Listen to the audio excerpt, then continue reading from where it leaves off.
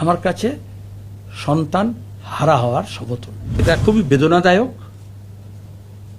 আমার কাছে নতুন প্রজন্মের একটা ছেলে মেয়ে পার্টির, অনেক পার্টিকে ইনভেস্ট করতে হয়, মুভমেন্ট, আন্দোলন, সংগ্রাম, প্রচার, লড়াই।